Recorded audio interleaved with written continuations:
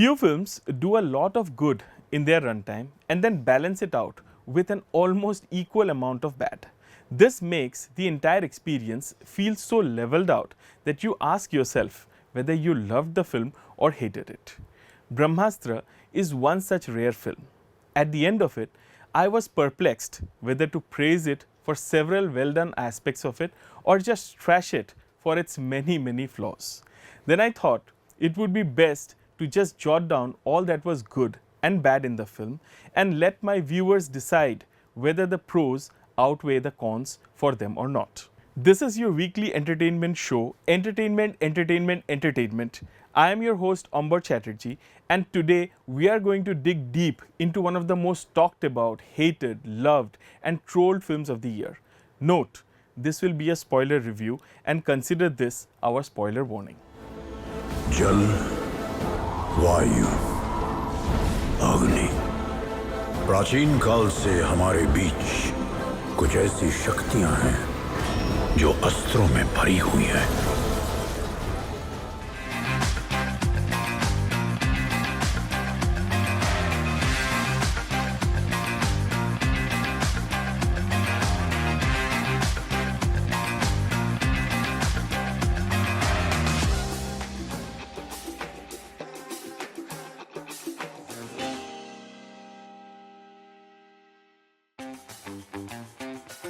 Shiva, played by Ranbir Kapoor, has visions of a strange world of astras coexisting with the world that we know of. He sees people murdered by supernatural beings in pursuit of an elusive weapon referred to as the Brahmastra. He doesn't understand what is happening and ignores all, continuing with his life. A chance meeting with Isha, played by Alia Bhat, catalyzes his visions and superpowers that he had kept hidden from the world and set him on a path of self-discovery. He is also destined to aid the safeguard of a weapon that has been protected by a clandestine society for thousands of years. The direction of the film needed a lot of improvement. I fail to understand how the director couldn't sense an utter lack of urgency throughout the narrative and did something to rectify it. The lead actor and actresses are never in any serious danger. There aren't any laudable build-ups to sequences, and the few that are there are over before you can bat an eye. The story and the screenplay were lackluster, and there was no depth in any of the characters. For the audiences to connect with a film of this nature, one had to ensure a strong and investing characters, intrigue in the story, and references to things and emotions that have a grip on the audience's senses and aesthetics. Ayan Mukerji missed out on all these. For me, the brightest portion in the film were the two much talked about cameos by Shahrukh and Nagarjuna Akkineni. The film literally begins with Shahrukh Khan's cameo as the master of the Vanarastra, and his charm and aura are undeniably overpowering. While this portion could have been a lot better written and had a lot more goosebump-inducing moments, I still enjoyed this bit thoroughly. Nagarjuna Akkineni as the master of the Nandi Astra was even better. It is a fact that Nagarjuna has one of the most charming and disarming screen presences among the actors these days, and he uses these qualities to keep the audiences transfixed by his essay. The fact that his character sacrifices his all to thwart evil adds a lot of heroism to his essay and elevates the character twofolds in its final moments. It must be added that the background scores complementing these cameos were top-notch and added a lot to the sequences. The dialogues of this film by Hussain Dalal and Ayan Mukerji are so cringeworthy and childish that even the most unassuming of audiences will take notice of this discrepancy and laugh at it. There are many sequences in the film that could have worked but are single-handedly brought down by the poor dialogue that not only drains the seriousness or romance out of these sequences, but also makes you laugh for all the wrong reasons. There is also a lot of unnecessary and ill-placed oversimplifications of important and heavy concepts that are further annihilated by the same poor dialogue and an obnoxious sense of unnecessary comedy that Ayan Mukerji infuses into these sequences. I thoroughly enjoyed Ranbir and Alia's spirited performances and evident chemistry, even though their characters and the development of their romance in the film are terribly written.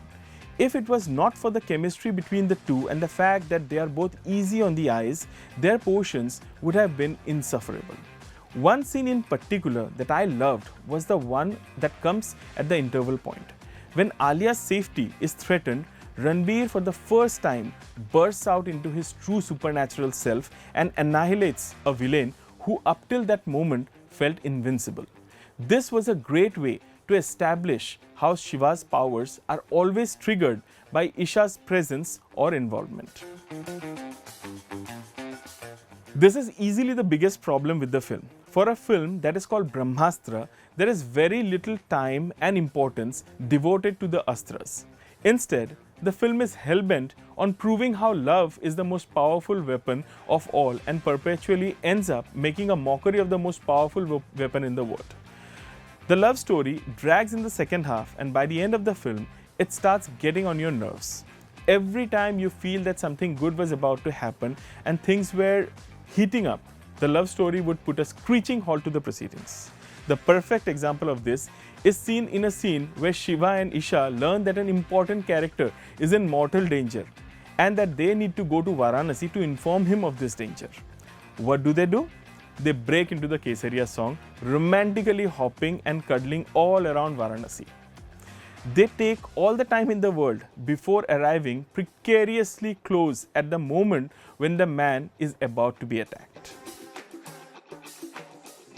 The cinematography and background score of the film are two of its greatest strengths. I felt that the lighting went a little dim in the second half, especially in the action sequences, but this is understandable. They had to make up for the lack of budget in the big action sequences, and the best way to cover up for the lack of finesse in visual work is by going a little darker. The background score is consistently good and elevates many sequences by the virtue of its quality. The climactic score went a little over the top, but that much can be forgiven for all the good that was done earlier. I went into this film called Brahmastra expecting a story about astras. I wanted to know their genesis, their functionalities, how they could be earned, and how the people in possession of them actually earned them. I wanted to know how they could be transferred, destroyed, or pacified. Unfortunately, I got nothing in that regard in this film.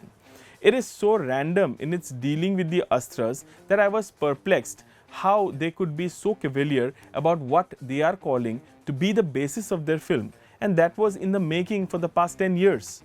Not only do they shun all the real astras and shastras from our itihasa and create funny sounding astras of their own, they didn't even care to explain or at least touch on the mythology of these fictional astras. Shaktiman did a far better job at explaining his dress made out of the 5 elements from the popular TV show of the 1990s. In addition, there is a total disregard for Sanatan Itihasa, and they try to sell Rumiism in the name of Sanatan culture and the all-pervading language of love. This makes a mockery of all that Ayan Mukerji and his team was blabbering about the film being rooted in the Sanatan culture and history. Brahmastra will leave you uninspired in the end, even though it has moments of brilliance and beauty peppered all throughout its runtime. I wanted to love this film. I did love this film in certain moments, but its flaws were so evident and jarring that even I couldn't ignore them, even though I wanted to, for all the effort that Ayan Mukerji and his team put into creating something different. That's all that I have to say about the film. Whether to watch this film or not, I leave it to your fine sense of judgment. Probably this review will help you make up your mind. Thank you so much for watching as always. Please like and share the review and subscribe to EastMojo for weekly content ahead. Thank you. Don't forget to like, share, and subscribe to EastMojo. For any queries, put them down in the comments section below and press on the bell icon for notifications.